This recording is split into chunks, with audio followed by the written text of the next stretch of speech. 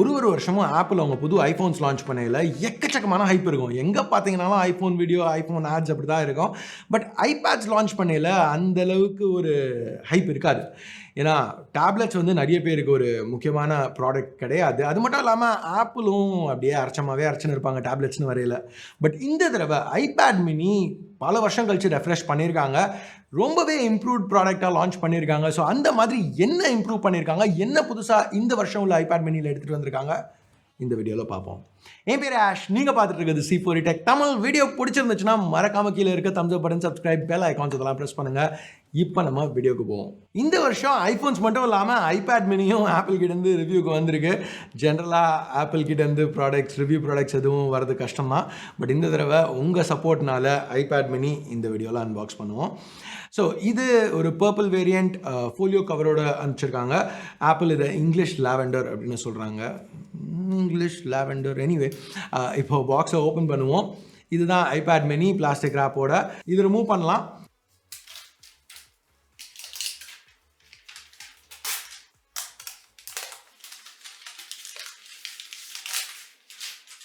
Back ரொம்பவே க்ளீனாக இருக்குது. ஆப்பிள் லோகோ மட்டும்தான், அது போக ஒரு சிங்கிள் கேமரா சென்சர் கொடுத்துருக்காங்க. லோகோ பற்றி பேசையில் 2 ஸ்டிக்கர், ஐஃபோன்ஸில் 1, இங்கே 2 ஸ்டிக்கர் கொடுத்துருக்காங்க. அதுக்காகவே இது சரி, இது சும்மா ஒரு கேஸை தூக்கி பேசுகிற மாதிரி ஆயிடுச்சு. சரி, நம்ம கலாய்க்கிறத விட்டு வீடியோ வருவோமே. இப்போது இந்த ஸ்டிக்கர்ஸ் போக ஒரு சிம் டூல், வெல்கம் கைட், அப்புறம் 20 வாட் சார்ஜர் பாக்ஸ்லேயே இன்க்ளூட் பண்ணியிருக்காங்க. டைப் சி வேறு இந்த தடவை. ஸோ டைப் சிக்கு மாற்றினது ஒரு மேஜர் பாசிட்டிவ்னு சொல்லலாம். ஐஃபோன்ஸும் மாற்றினாங்கன்னா நல்லாயிருக்கும். பட் சார்ஜர் இருக்கிறது இப்போதைக்கு என்ஜாய் பண்ணிக்கோங்க. ஏன்னா ஐஃபோன்ஸில் ரிமூவ் பண்ண மாதிரியே அடுத்த 1 வருஷம் 2 வருஷத்துக்குள்ளே ஐபேட்ஸ்லையும் சார்ஜர் ரிமூவ் பண்ணிவிடுவாங்க. ஸோ இந்த கேஸ்க்கு மேக்னெட் யூஸ் பண்ணியிருக்காங்க. அந்த மேட் டெக்ஸ்சரும் கொஞ்சம் நல்லாவே இருக்குன்னு சொல்லலாம். சரி, இப்போ நம்ம ஐபேட் மினியோட ஆக்சுவல் டிசைனுக்கு வருவோம். போன ஜென்ரேஷன் ஐபேட் மினியோட கம்பேர் பண்ணல நிறையவே மாற்றிருக்காங்க. இன்ஃபேக்ட் இது ஒரு சின்ன ஐபேட் ஏர் மாதிரி இருக்குது. இல்லை கொஞ்சம் வித்தியாசமாக சொல்லணும்னா அந்த ஸ்கொயர் ஆஃப் எட்ஜஸ்லாம் பார்க்கல ஒரு பெரிய iPhone 13 Pro Max மாதிரி இருக்குது. இதை நான் நெகட்டிவாக சொல்லல, ஏன்னா இதோட ரொம்ப விலை அதிகமான ப்ரோ மேக்ஸோட அதே மாதிரி பில்டிங்கை கொடுத்துருக்கிறது ஒரு நல்ல விஷயம் தான்.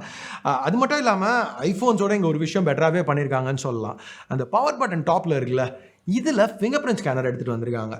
ஸோ இங்கே தான் வந்து நம்ம கேட்க வேண்டிய கேள்வி என்னென்னா, எப்போவுமே வீட்டில் யூஸ் பண்ணுற ஐபேடுக்கு ஃபிங்கர் பிரிண்ட் ஸ்கேனர், நம்ம வெளியில் போய் யூஸ் பண்ணுற ஃபோனுக்கு, எங்கே நம்ம மாஸ்க் போட்டு போகிறோமோ அங்கே யூஸ் பண்ணுற ஃபோனுக்கு ஃபேஸ் ஐடி. கொஞ்சம் என்ன யோசிச்சு பண்ணுறாங்கன்னு எனக்கு புரியல. உங்களுக்கு புரியுதுன்னா கீழே கமெண்ட்ஸில் சொல்லுங்கள். ஸோ எனிவே கைஸ், டாப்பில் ஸ்பீக்கர் மட்டும் இல்லாமல் வால்யூம் பட்டன்ஸும் இன்க்ளூட் பண்ணியிருக்காங்க. இதுக்கு ஆக்சுவலாக காரணம் இருக்குது. ஏன்னா சைடில் வந்து ஜென்ரலாக அந்த வால்யூம் கீஸ் எங்கே வருமோ அந்த இடத்துல ஆப்பிள் பென்சில் 2 டாக் பண்ணுறதுக்கு மேக்னெட்டிக் கனெக்டர் கொடுத்துருக்காங்க. ஸோ நீங்கள் ஆப்பிள் பென்சில் 2 ஆட் பண்ணையில் அங்கே வால்யூம் கீஸ் ஆக்சஸ் பண்ண முடியாது. அதனால மேலே எடுத்துகிட்டு வந்திருக்காங்க. மற்றபடி சைட்ஸில் எதுவும் கிடையாது. எங்களது 5G மாடலுங்கிறதுனால சிம் ஸ்லாட் இன்க்ளூட் ஆயிருக்கு. பாட்டமில் ஸ்பீக்கர் கிரில்ஸ், அதுக்கு நடுவில் USB Type-C போர்ட். நான் சொல்லணும்னு அவசியம் இல்லை, உங்களுக்கே தெரியும் ஹெட்ஃபோன் ஜாக் கிடையாது. சரி, இப்போ நம்ம டிஸ்பிளேக்கு வருவோம். இது ஒரு 8.3 inch IPS LCD panel, apple liquid retina அப்படின்னு சொல்கிறாங்க. போன ஜென்ரேஷன் ஐபேட் மினியில் 7.9 இன்ச் டிஸ்பிளே கொடுத்துருந்தாங்க. ஸோ இங்கே எப்படி அந்த ஸ்க்ரீன் சைஸ் இன்க்ரீஸ் பண்ணியிருக்காங்கன்னா, முதல்ல டச் ஐடி மேலே போனதுனால கீழே அந்த எக்ஸ்ட்ரா ஏரியா கிடச்சிருக்கு. முன்னாடி ஃபிங்கர் பிரிண்ட் ஸ்கேனர் இருந்த ஏரியாவை இப்போ டிஸ்பிளேயாக மாற்றிருக்காங்க. அது மட்டும் இல்லாமல் பெசல்ஸும் கொஞ்சம் 2021 இருக்க வேண்டிய ஒரு டேப்லெட் சைஸில் இருக்குது. ஸோ தின் பெசல்ஸ் இருக்கிறதுனால இன்னும் பெரிய சைஸ் ஸ்க்ரீன் கிட்டத்தட்ட அதே ஃபார்ம் ஃபேக்டரில் ஃபிட் பண்ணியிருக்காங்க. இந்த ஸ்க்ரீன் பார்க்க நல்லா இருக்குது. பிரைட்டான பேனல். போன ஜென்ரேஷனுக்கு கிட்டத்தட்ட அதே பிக்சல் டென்சிட்டியாக இருந்தாலும் இன்னும் கொஞ்சம் ஷார்ப்பாக கூட தெரியுது யூஸ் பண்ணி பார்க்கல. இப்போ இந்த டிஸ்பிளே தாறுமாறு பெஸ்ட் டிஸ்பிளே அப்படின்னு சொல்லாததுக்கு காரணம், சாம்சங் எப்படி அவங்களோட கொஞ்சம் பட்ஜெட் ஃபோன்ஸ் இல்லை கொஞ்சம் லோவர் அண்ட் ஃபோன்ஸ் எல்லாத்துலேயுமே இருக்கிற ஃபீச்சர்ஸை கட் பண்ணுறாங்க. இப்போ உதாரணத்துக்கு டேப் S7 எடுத்துக்கிட்டிங்கன்னா AMOLEDலேருந்து LCDக்கு போயிட்டாங்க. S21 எடுத்துக்கிட்டிங்கன்னா கிளாஸ் பேக்லேருந்து பிளாஸ்டிக் பேக்கு போயிட்டாங்க. ஏன்னா அதிகமான ப்ரைஸ் ப்ராடக்ட் வாங்குங்க அப்படின்னு சொல்லி புஷ் பண்ணுறாங்க. ஸோ ஆப்பிளும் அதே மாதிரி அவங்க ஐஃபோன் மினியும் சரி ஐபேட் மினிலையும் சரி 60 ஹெர்ட்ஸ் பேனல் தான் யூஸ் பண்ணியிருக்காங்க. இப்போ ரெகுலர் ஐஃபோனும் சரி இல்லை ஒரு ரெகுலர் ஐபேட் ஏரில் கூட 60 ஹெர்ட்ஸ் யூஸ் பண்ணுறது ஓகே. வேணும்னா இன்னும் அதிகம் செலவழிச்சு 120 ஹெர்ட்ஸ் வாங்கிக்கோங்கன்னு சொல்லலாம். பட் மினின்னு வரையில் இங்கே ஒரு ஐபேட் மினி ப்ரோ லான்ச் பண்ணாங்கன்னா சரி, ஒரு ஆல்டர்னேட்டிவ் இருக்குது. இல்லைனா சின்ன சைஸ் டிஸ்பிளேயோட ஒரு ப்ராடக்ட் வாங்கணுங்கிறவங்களுக்கு தேவையில்லாமல் ஒரு ஃபீச்சரை கட் பண்ணுற மாதிரி எனக்கு படுது. எனக்கு இது ஒரு மேஜர் நெகட்டிவாக இருந்துச்சு. ஏன்னா போன ஐபேட் மினி வந்து பல வருஷம் ஆகுது. அடுத்த மினி எப்போ வரும்னு வெயிட் பண்ணிட்டு இருக்கவங்களுக்கு இப்போ ஒரு 15,000 ரூபா ஆண்ட்ராய்ட் டேப்லெட்டில் இருக்கிற ஒரு ஃபீச்சர் 50,000 70,000 பே பண்ணி இதை வாங்கல இதில் இல்லைங்கிறது ஒரு பெரிய ஏமாற்றம்னு சொல்லலாம். ஸோ எனிவே அதனால இன்டர்ஃபேஸ் வந்து ஸ்மூத்தாக இல்லைன்னா சொல்ல மாட்டேன். இது iPadOS 15 A15 பயோனிக்கோட பேர் பண்ணியிருக்காங்க. ஸோ ரொம்ப ஒரு ஸ்மூத்தான இன்டர்ஃபேஸ் யூசர் எக்ஸ்பீரியன்ஸ் இருக்குன்னு சொல்லலாம். இங்கே அந்த A15 லைட்டாக டவுன் கிளாக் பண்ணியிருக்காங்க ஃபோன்லேருந்து. பட் ஸ்டில் ஐஃபோன் ப்ரோஸில் இருக்க மாதிரியே 5 கோர் GPU இருக்குது. ஓவரால் பெர்ஃபார்மன்ஸ் ரொம்ப ஸ்மூத்தாக ரொம்ப குவிக்காக இருந்துச்சு. எல்லா ஆப்ஸுமே டக்கு டக்குன்னு ஓப்பன் ஆச்சு. 2 ஆப்ஸ்குள்ளே மாற்றி மாற்றி ஜம்ப் பண்ணல. மெமரியில் எதுவும் இல்லாத பிரச்சனைகள்லாம் இல்லை. ஸோ பெர்ஃபார்மன்ஸ்னு வரையில் எந்த குறையும் சொல்ல முடியாது. பேட்டரின்னு பார்த்தீங்கன்னா ஒரு 13.3 வாட் பேட்டரி இன்க்ளூட் பண்ணியிருக்காங்க. எப்பவும் மாதிரி ஆப்பிள் திருப்பியும் ஆல் டே பேட்டரி லைஃப் அப்படிங்கிறாங்க. ஆப்பிள் சொல்கிறது தான். நம்ம டெஸ்ட் பண்ணி பார்த்துட்டு ஃபுல் ரிவ்யூவில் பேட்டரி லைஃப் எப்படி இருக்குங்கிறத பற்றி இன்னும் டீட்டெயில்டாக பார்ப்போம். இந்த ஸ்டீரியோ ஸ்பீக்கர்ஸ் நல்லா லவுடாக இருந்துச்சு, க்ளீனாக இருந்துச்சு, ஒரு ஸ்டெரியோ செப்பரேஷன் கூட இருந்துச்சுன்னு சொல்லலாம். மீடியா கன்சம்ஷன் வரையில் இது ரொம்பவே நல்லா இருக்கும்னு எதிர்பார்க்குறேன். ஏன்னா வெயிட்டும் வந்து வெறும் 297 கிராம்ஸ் தான். ஸோ இருக்கிறதுலேயே ரொம்ப போர்ட்டபிளான ஒரு டேப்லெட்னு சொல்லலாம். சாஃப்ட்வேர்னு வரையில் iPadOS 15 ரன் ஆகிட்டு இருக்கு. iOS 15 நம்ம பார்த்த எல்லா இம்ப்ரூவ்மெண்ட்ஸும் இங்கேயும் ஆப்பிள் இன்க்ளூட் பண்ணியிருக்காங்க. கேமராஸ்னு பார்த்தீங்கன்னா ஜென்ரலாக டேப்லெட்ஸில் கேமராஸ் ஒரு பெரிய விஷயம் கிடையாது. ஏன்னா டேப்லெட் யூஸ் பண்ணி வெளியில் இந்த மாதிரி யாரும் ஃபோட்டோ எடுக்க போகிறதில்ல பெருசாக. அட்லீஸ்ட் எனக்கு எடுக்கிறதுல இஷ்டம் இல்லை. ஸோ எனக்கு என்றைக்குமே டேப்லெட்ஸில் உள்ள கேமராஸ் வந்து ஒரு பெரிய விஷயமா பட்டதில்லை. பட் ஸ்டில் ஆப்பிள் டீசெண்டான கேமராஸ் இங்கே இன்க்ளூட் பண்ணியிருக்காங்க. பின்னாடி ஒரு 12 மெகா பிக்சல் கேமரா, முன்னாடி ஒரு 12 மெகா பிக்சல் கேமரா. உங்களுக்கு அக்கேஷ்னலாக சோஷியல் மீடியாவுக்கு ஏதாவது டக்குன்னு ஃபோன் கையில் கிடைக்கல, டேப்லெட் தான் இருக்க, ஒரு ஃபோட்டோ எடுக்கிறீங்கன்னா பரவாயில்லாமல் இருக்கும். இல்லை டாக்குமெண்ட் ஸ்கேன் பண்ணணுன்னா ஓகேன்னு சொல்லலாம். செல்ஃபி கேமரா உங்களுக்கு Zoom calls, Skype, FaceTime calls இது எல்லாத்துக்குமே சர்வீசபிளாக இருக்குன்னு சொல்லலாம்.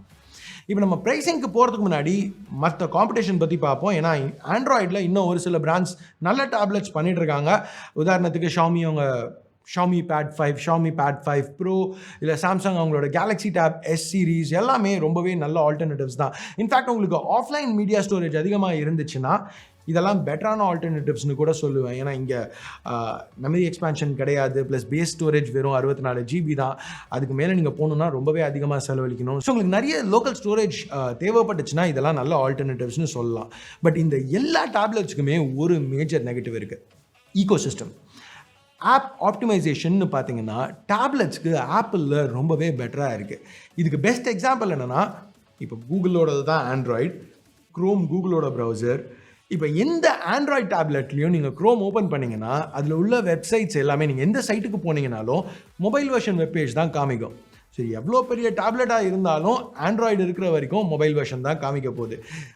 இதுக்காக நம்ம வேறு ப்ரௌசர் யூஸ் பண்ண முடியாதுன்னு நான் சொல்ல. பிரேவ் மாதிரி வேறு ஏதாவது ப்ரௌசர் யூஸ் பண்ணிக்கலாம், டெஸ்க்டாப் வெர்ஷன் வந்து டேரெக்டாக ஆக்சஸ் பண்ணலாம். பட் நான் இங்கே சொல்ல வர்றது என்னென்னா, கூகுளே அந்தளவு தான் டேப்லெட்ஸ்க்கு முக்கியத்துவம் கொடுக்குறாங்க.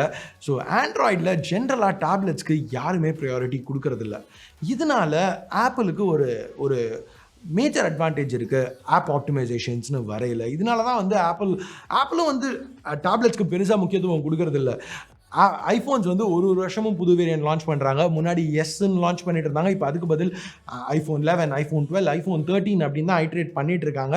ஏன்னா அங்கே காம்படிஷன் அதிகமாக இருக்குது. டேப்லெட்ஸில் அவ்வளோ காம்படிஷன் இல்லாததுனால அவங்களுக்கு ஒரு மேஜர் அட்வான்டேஜ் இருக்கிறதுனால கொஞ்சம் பொறுமையாக தான் லான்ச் பண்ணுறாங்க. iPad Pro கூட எடுத்துக்கிட்டிங்கன்னா இன்னைக்கு வரைக்கும் அந்த 2018 iPad Pro நான் என்னோட பிரைமரி டேப்லெட்டாக யூஸ் பண்ணிட்டு இருக்க iPad Pro பர்ஃபெக்டாக இருக்குது. ஸ்மூத்னஸ் எல்லாமே ஒரு ஃப்ளாக்ஷிப் டேப்லெட்டில் எப்படி இருக்கணுமோ அந்த மாதிரி தான் இருக்குது. டிசைனும் பெருசாக எதுவும் மாறல. இன்ஃபேக்ட் இப்போ வந்த லேட்டஸ்ட் சில ஐபேட்ஸோட கூட அது பெட்டராக இருக்குன்னு சொல்லலாம். ஏன்னா 2018 அதில் 120 Hz டிஸ்பிளே கொடுத்துருந்தாங்க.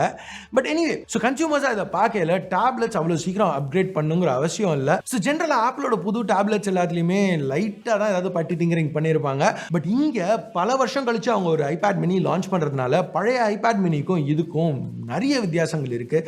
ரொம்பவே இம்ப்ரூவ்டாக இருக்குன்னு சொல்லலாம். ஸோ உங்களுக்கு ஒரு சின்ன ஆப்பிள் டேப்லெட் வேணும் அப்படின்னு வெயிட் பண்ணிட்டு இருந்தீங்கன்னா கண்டிப்பாக இது உங்களுக்கு ரொம்பவே இன்ட்ரெஸ்டிங்காக தான் இருக்கும். பட் வாங்குறதுக்கு வர்த்தா இல்லையாங்கிறத நான் டெஸ்ட் பண்ணி பார்த்துட்டு ஃபுல் ரிவ்யூவில் சொல்கிறேன். ஏன்னா இப்போ இனிஷியலாக சில ரிப்போர்ட்ஸ் வந்துட்டு இருக்கு, ஜெல்லி ஸ்க்ரோலிங் இஷ்யூஸ் அந்த மாதிரிலாம் இருக்குன்ட்டு. ஸோ இந்த பாயிண்ட்டில் நான் வாங்கலாம் வேணான்னு சொல்லி எதுவும் கமிட் பண்ண போகிறதில்ல. டெஸ்ட் பண்ணி பார்த்துட்டு ஃபுல் ரிவ்யூவில் இன்னும் டீட்டெயில்டாக சொல்கிறேன். அந்த ரிவ்யூவை நீங்கள் மிஸ் பண்ணக்கூடாதுன்னா கீழே உள்ள சப்ஸ்கிரைப் பட்டனை ப்ரெஸ் பண்ணுங்கள். ஏற்கனவே சப்ஸ்கிரைப் பண்ணியிருந்தீங்கன்னா பக்கத்தில் உள்ள பெல் ஐக்கானையும் ப்ரெஸ் பண்ணுங்கள். அப்போ தான் நான் போடுற வீடியோஸை நீங்கள் மிஸ் பண்ணாமல் பார்க்க முடியும். அது மட்டும் இல்லாமல் அதெல்லாம் பண்ணையில் வீடியோ பிடிச்சிருக்கு பிடிக்கல என்ன நினைக்கிறீங்களோ அதை பேஸ் பண்ணி தம்ஸ் அப் இல்லை தம்ஸ் டவுன் பட்டனை ப்ரெஸ் பண்ணுங்கள். ஓகே, இப்போது ஹாவ் அ நைஸ் டேலாம் சொல்கிறதுக்கு முன்னாடி ப்ரைஸிங் 64 ஜிபி தான் பேஸ் வேரியண்ட். இது 46,900 ஸ்டார்ட் ஆகுது. ஹையஸ்ட் டாப் 256 ஜிபி வேரியண்ட் 5Gயோட வர வேரியண்ட் வந்து 74,900 ப்ரைஸ் பண்ணியிருக்காங்க. ஸோ ரேட்டுன்னு வரையில் கண்டிப்பாக இது ஆப்பிள் ப்ரைஸிங் தான். இதை பற்றி என்ன நினைக்கிறீங்க கீழே கமெண்ட்ஸில் சொல்லுங்கள். ஸோ அவ்வளோதான் கைஸ் இந்த சின்ன அன்பாக்சிங் வீடியோவுக்கு. உங்களுக்கு ஏதாவது கேள்விகள் இருந்துச்சுன்னா கண்டிப்பாக காமெண்ட்ஸில் கேளுங்க, ரிவ்யூவில் ஆன்சர் பண்ண ட்ரை பண்ணுறேன். ஸோ அடுத்த வீடியோவில் உங்களை திருப்பி சந்திக்கிற வரைக்கும் என் பேர் ஆஷ். நீங்கள் பார்த்துட்டு இருக்கிறது C4 Tech Tamil. Have a nice day. Bye.